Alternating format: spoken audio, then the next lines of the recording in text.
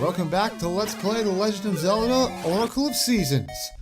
In the previous episode, we did a little searching around the land of Holodrum, looking for places where we could use our brand new Rocks Cape to obtain some treasure, then set off for the Temple Remains, the former location of the Temple of Seasons in the Overworld and the last section of the Overworld we had yet to explore. And from there, found ourselves here, standing before a strange man-faced volcano, where the eighth and final essence of nature is housed. So without further ado, let's do this. Here we have level 8, the Sword and Shield.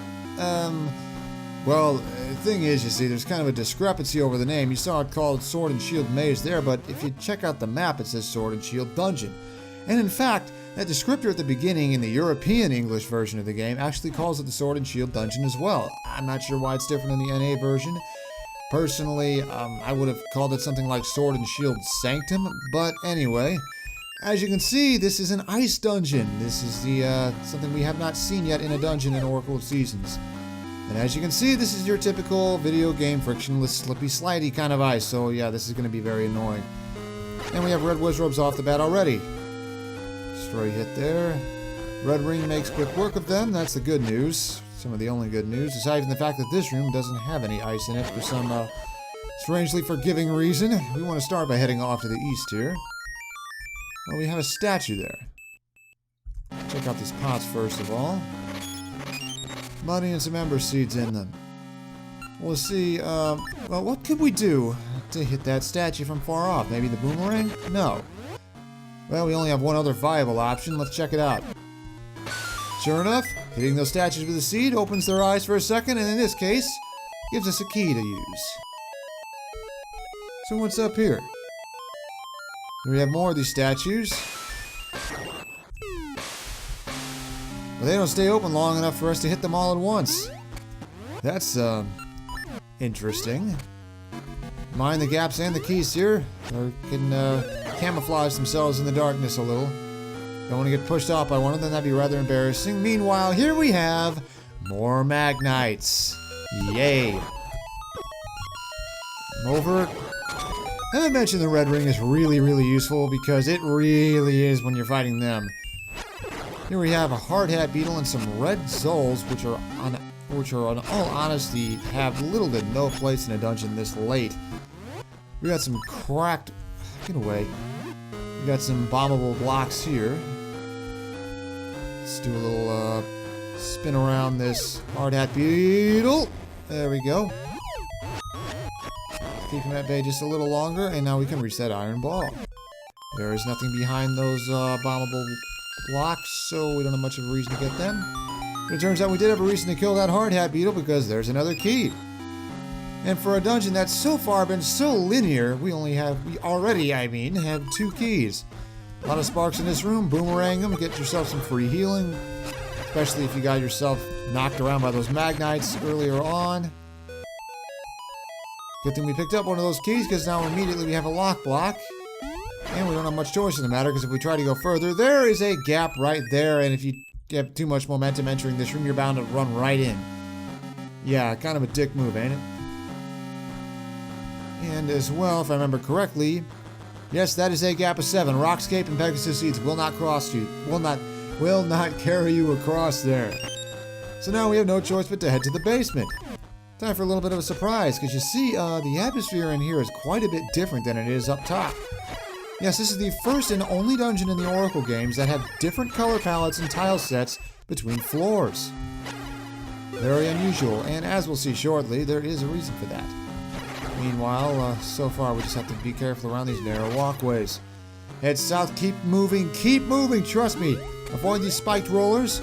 Keep moving because there is a wall master in this room. And I should say wall masters because they keep coming. Do not get grabbed. If you hear the sound, get out of the way. Because, yeah, you don't want to get taken back to the entrance of the dungeon. It's just not fun when you've gone this far. As we head down these stairs, we'll see that this isn't just an ice dungeon. It's a hailfire dungeon. Yeah, the old classic fire and ice combination that doesn't show up very often in Zelda games. I believe the only other case of a full dungeon doing it is Snow Peak No Snowhead Temple in Majora's Mask. Sometimes these names get kind of caught up in your head a little. Although the Snow Temple in Spirit Tracks does do a little with fire and ice, it doesn't have lava in it like this dungeon does. Anyway, we got to be very careful to cross over this here. And even if you are careful, odds are you probably get hit anyway. Worth mentioning that I hate this jump. That in side-scrolling sections, double tapping the A button, or whatever button you have the Rock's Cape equipped to, will not make it work properly. You will have to hold the A button down to make it work. And as you can see, that fire is just a pain. Here we have lava bubbles to avoid and a platform to jump onto, but it's not quite as annoying, although they do show up entirely too often and like to peg you as soon as you're off the ground. And then we're back up here, and now we have lava in full force, along with more spiked rollers. Try not to get too fancy here. Single jumps. Don't use the cape if you don't need to. Get some pickups from the pots here, and now head onward. Fire geese in here. They like to stay high up, wait for them to swoop down, and then hit them while they're down. Easy. Look out for these giant blade traps. Haven't seen much of them in a while. And there's a switch for us to press, hiding just off screen unless you take the upper path. Oh look, more Magnites. There. Over here. Come on, there. Yeesh. So we got a couple different paths to take. A dungeon that started out very linear suddenly is far from it. First, we want to head up these stairs. And a whole lot of ice and spikes, and there's one of those spike beetles. Worth mentioning, there is a ring that makes you immune to to sliding on ice, but it's not one we can pick up in this playthrough. Yeah, it's one of those rewards you get from a linked game in one particular version of the game. Yeah, anyway, we'll just have to manage for now. Here's the compass. As we can see, there's a lot of chests on the top floor, a lot bunched together on the bottom floor, and the boss is down here. But we got a lot more dungeon to explore, because as you can see, yeah. So, for now, we're heading back down. Careful. We're heading back down into the fire.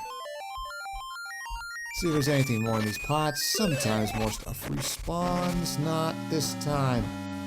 Want to head through here? And wouldn't you know it, we have another turnstile, and this one's going to be in a much more annoying location than it was previously. We want to head off to the east here first of all. Check out through here. Believe it or not, just out of range, there is one of these South Pole... what did I call them before? South Poles? I suppose so. What does the South statue have to say? Icy cores make piercing blades. Well, that's not very descriptive. Another one of these 3 statues here, and a locked door we can't do anything about. See if we can pick up anything from these pots here. There's a heart. That'll do. So we still can't do much. We're at that part of the dungeon where there's more questions than answers, you know? We can jump across here. And a little to the south. This section of the dungeon in particular gets a lot of use out of its space. It's reminiscent to the Poison Moss Lair in that regard. But here, well, we're at a dead end with a lake of lava sitting up on the ice floor. Yeah, the elements are bleeding into each other a little here. But this is a dead end for now. We're going to have to find a way to get there. So it seems we're going to have to find some other way to head onward in this dungeon. But you see, that just happens to be as simple as heading off to the west here, jumping down the ledge and taking advantage of the fact that the turnstile changes direction every time you enter it. And now we can head south. Here we have some wizard ropes to take care of. Green, red, a Zol, and a Keese. Quite the menagerie of enemies here. Another Zol. Another Keese. Mixing up early game and late game enemies, here they are. So, careful. Mind the ball and chain soldier here, especially those wisps and their ability to jinx you and make you unable to draw your sword. Let's head back up. And we find ourselves at another dead end, this one a little more direct. Even though we can move that ball, we, thanks to the dev team's foresight, can't move it far south enough to push it out of the way. So, let's head back for now. And we got ourselves an owl statue. What do you say there, buddy? A silent watch may be needed. Oh, we have an inactive Armos plugging the gap to what seems to be the way onward. So, thing is, this room used to give me fits when I was younger. You see, by silent by silent watch, they mean completely silent from the moment you enter the room. That includes doing any actions, defeating any enemies, and activating that owl statue. So you can just sit here for minutes at a time and not realize that you already broke the rules of the silent watch. So what you gotta do is leave, come back, stand there, and do it right, and you will only have to wait a few seconds. And that is how the silent watch works. Those of you joining along at home, I just saved you a lot of heartbreak, probably. Or mostly just frustration, but still, the point remains. Now we can head up these stairs. And this is the way we want to go here. Got more Zols to take care of, yada yada. Here we have a chest containing a dungeon map. Yeah, ordinarily on its own, that's not very helpful. Now you're thinking, aside from the fact that, hey look, the dungeon actually resembles a shield and a sword, and the more defensive shield has the blue color palette reminiscent of the blue ring. Oh yeah, that's also a thing in ages, spoilers. Whereas the red ring and the more offensive sword match the lava theme with the bottom floor. It's kind of cool. In fact, this dungeon overall is very neatly designed, except for one thing, the music. The music's kind of lackluster. So let's get rid of these fire keys. Here comes this one, nope. No one drops a fairy though, although we don't need it. But you see, the main important thing of being able to reach here now is we can move this iron ball out of the way. So now, as we head back down here, you can catch a quick glimpse of the music. It's nothing spectacular though. That Armor statue moves out of the way. We don't have to perform the silent watch again.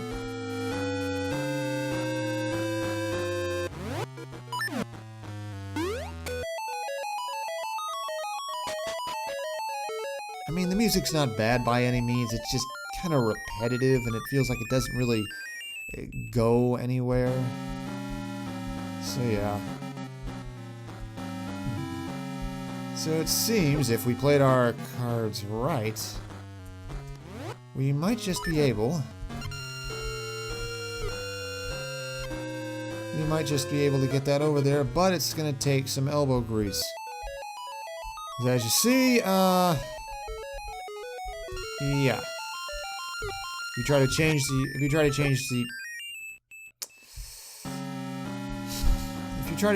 to switch polarities while the iron ball is suspended above the lava, it'll fall in. And that makes things a little trickier. So, now we want to head back here. And we have a chest. And these armors do come to life. We do this carefully. Remember, you can only open a chest from the front.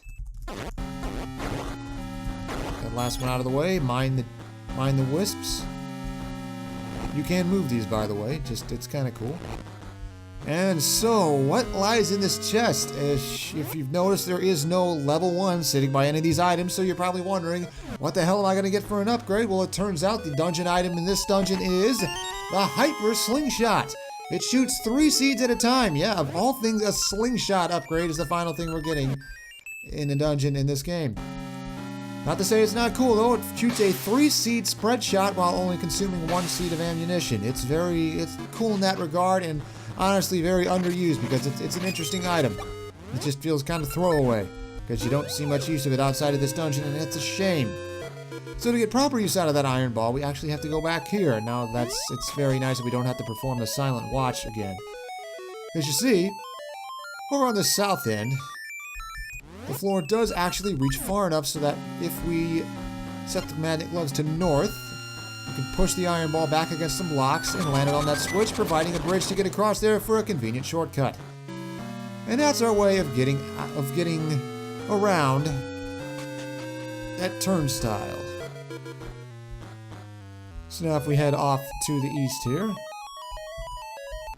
Yeah, this section of the dungeon is rather complicated. And since that iron ball stays in place between rooms, now we can cross this cross the bridge and head down here and get to this side of the basement without much trouble. Although you see that chest there, we want to take a quick detour, head east through the turnstile to obtain that chest, because there is something important lying there. The key that we need to open that locked door you saw just a little earlier. Now we want to head through here. And there is one more thing we need to do here. You remember in the room just immediately to the east? There was a setup of 3 of those eyeball statues. First of all, let's see if we can nab another heart here. Rupees, seeds, heart, there we go. And if we sit in just the right position, a staircase appears. And this is going to get a little complicated. A lot of cracked blocks, a lot of stuff to bomb. If you hadn't found a bomb upgrade by now, these pots with the extra bombs in them are a godsend. And it seems like just about every one in here contains bombs. That's actually very convenient. Gives you a lot of room for error. It's more about your aim and avoiding those wisps and dark nuts instead of. There we go. Get back. Come on. You gotta let your guard down sometime. There we go. And then just for the hell of it, blow these up. These, once again, can be pushed from any direction, and we have another key there. So technically, you could get either one, either that key or the one from the turnstile, head onward, run low on keys further on in the dungeon, and have no clue where to get more. So better just clear out this section now. And so, as we head through here, you want to have the Hyper Slingshot on key. On command, I guess. I'm not sure exactly what I was looking for there. But we got a mini-boss fight, and oh boy, this one is a pain. He's got a neat intro, though. But our boss is the fiery, icy Fright Polar. And he is very fast, throws out very fast attacks, and he takes a lot of hits to go down normally. He is a pain overall. The main source of harming him is to hit him with some seeds. You wouldn't think about it, but it turns out mystery seeds are, if you can connect, or if he just gets laggy, your mystery seeds are a way to cool him off, turning him from his fire form to his ice form, where he'll shoot out icy stalactites. Hit him with an ember seed and he'll cause damage. But it takes forever to do that, to use that method. You want to play it very safe in this fight. Wait for him to hopefully not ram into you, because his attacks do a surprising amount of damage. Hit him with an ember, hit him with a mystery seed to make him change forms, but if you hit that, if you manage to hit those ice pillars with mystery seeds, you can trim them down to a more manageable size. And if you can manage to catch him in his fire form and freeze one of these ice pillars. If you remember what the owl statue said, icy cores make piercing blades, and those ice chunks do a surprising amount of damage to him. In addition to trapping him back into that ice form to start the whole thing over again. Well, I must warn you, it's easier said than done, because the ice pillars only stay present for so long, and you have to turn him back into his fire form and then hit him. But if you manage to do it, it makes the fight much more manageable, as you saw there. If not, it can go on for a long time. Dang it! You can tell how exhausted I am from trying to do that right. I can't talk. If you don't do it right, you got to hit him over, like, I want to say upwards of 15 times. It's not fun. It's just not fun, not at all. So we want to take advantage of that warp point and our ability to head back to the entrance of the dungeon to take advantage of these 3 statues here. And by take advantage of, I mean head back around the other way, because that's how we take advantage of those 3 statues. So if we head up here, get the Hyper Slingshot armed. Let's go with Ember Seeds this time. We could not have done this from the other side because that block in the way, but if you stand at just the right distance and don't have a key skid in the way, you can activate all three at the same time, revealing a chest. And within that chest, I tried to get overly fancy there. I should have known better. Drop down, jump. There we go. And we have a ring. We'll have to see what that's, if that's any valuable later on. But take out that last wiz robe, and so we are done with half of the dungeon. Yep, this one's rather long, and so next time on Let's Play The Legend of Zelda Oracle of Seasons, we take care of the second half. And wouldn't you know it, things get even crazier from here.